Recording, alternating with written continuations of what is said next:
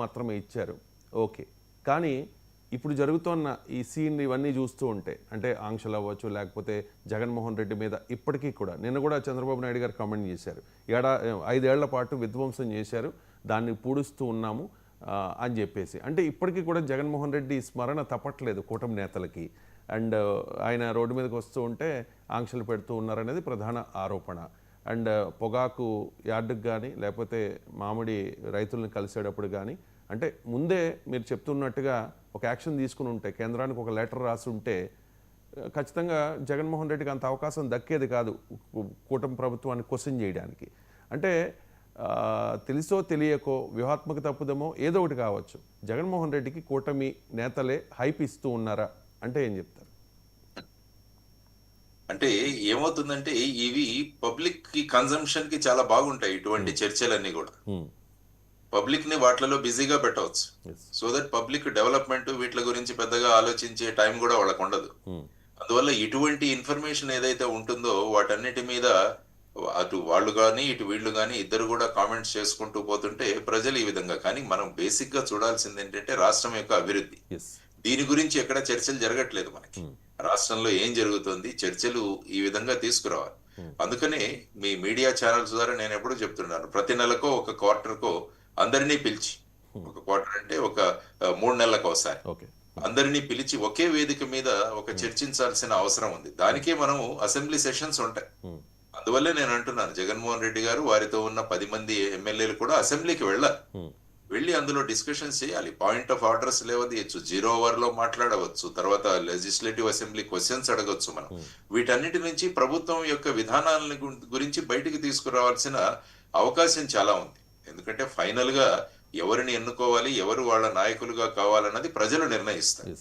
So ప్రజలు నిర్ణయించిన సందర్భంగా మనం ప్రజలకు కావాల్సిన అంశాలు ఏవైతే ఉన్నాయో వాటిని నేవలెత్తాలి. ముఖ్యంగా జగన్మోహన్ రెడ్డి గారు మాట్లాడుతున్నది సూపర్ 6 హామీల గురించి వారు మాట్లాడుతున్నారు. ఇంతవరకు అమలు చేయట్లేదు, ప్రజలలో ఈ విధంగా ఈ కూటమి ప్రభుత్వానికి ఒక రకంగా మీరు అన్నట్టు అప్పుడే ఒక ఇది మొదలైంది అన్నది కూడా మాట్లాడుతూ వారు చెబుతున్నారు.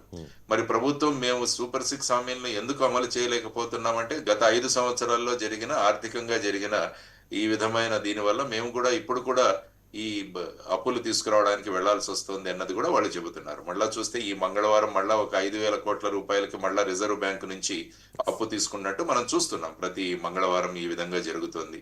కాబట్టి ప్రతిపక్ష నాయకులు ఇప్పుడే 1,86,000 కోట్లు 81,000 కోట్లు మీరు అప్పు చేశారు 13 నెలల్లో అన్నది వారి వాదన.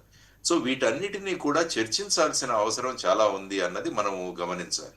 కానీ ఇది చాలా కంఫర్టబుల్ గా ఉంది. రాజకీయ నాయకులు ఒకరి మీద ఒకరు ఆరోపణలు ప్రత్యారోపణలు చేసుకుంటూ దాని మీద చేస్తున్నప్పుడు ఆల్రెడీ కూటమి ప్రభుత్వానికి 13-14 నెలలు అయిపోయింది. కాబట్టి టోటల్ ఓరియంటేషన్ అంతా కూడా మనం డెవలప్మెంట్ దీని గురించి చేస్తూ పోవాలన్నది కూడా వాళ్ళు ప్రధానంగా గమనించాల్సిన అంశం. ఇంకా గత 5 సంవత్సరాలే దీనికి కారణం అని ఇస్తున్న రీజనింగ్ ఏదైతే ఉందో అది ప్రజలకు పెద్దగా అది నచ్చట్లేదు. కాబట్టి ఆ విధంగా ప్రజల్లో చర్చ కూడా మొదలైంది అని చెప్పేసి మీరే అన్నారు. చాలా మంది ఈ విధంగా వ్యతిరేకత మొదలైంది. ముఖ్యంగా ఈ రోజు అయితే రైతు సుఖీభవ అన్న కార్యక్రమాన్ని ఈ రోజు నుంచి మొదలు పెడతారని అన్నారు. ఆ తర్వాత పెన్షన్లు అన్నవి ప్రతి ఒక్కరూ వెళ్లి ఇస్తున్నారు. మిగతా హామీలు ఏంటి అన్నది ఈ ప్రతిపక్షాలు ప్రశ్నిస్తున్నాయి. ఎందుకంటే డెఫినెట్ గా ప్రశ్నిస్తాయి. మనం చెయ్యకుంటే దాని గురించి ప్రశ్నించాల్సిన బాధ్యత కూడా ప్రతిపక్షాల మీద ఉంది, వారు చేస్తున్నారు. దానికి ఎక్స్ప్లెనేషన్ ఇవ్వాల్సిన అవసరం, ఎందుకు చేయలేకపోతున్నాం అన్నది కూడా చెప్పాల్సిన బాధ్యత ప్రభుత్వంలో ఉన్న వాళ్ళ మీద ఉంటుంది. సో ఒక పాజిటివ్ అండ్ కన్క్లూజివ్ ఇది తీసుకురావాల్సిన అవసరం. ఎలక్షన్లు అయిపోయిన తర్వాత నుంచి కూడా మళ్ళా ఇదే ధోరణి ఉంటే చాలా కష్టం. అందుకనే ఇప్పుడు చూడండి, ఏఐడిఎంకే డిఎంకే వాళ్ళు ఎంత కొట్టుకున్నా కూడా రాష్ట్ర ప్రయోజనాల కోసం మళ్ళా మమేకం అయిపోతారు వాళ్ళు.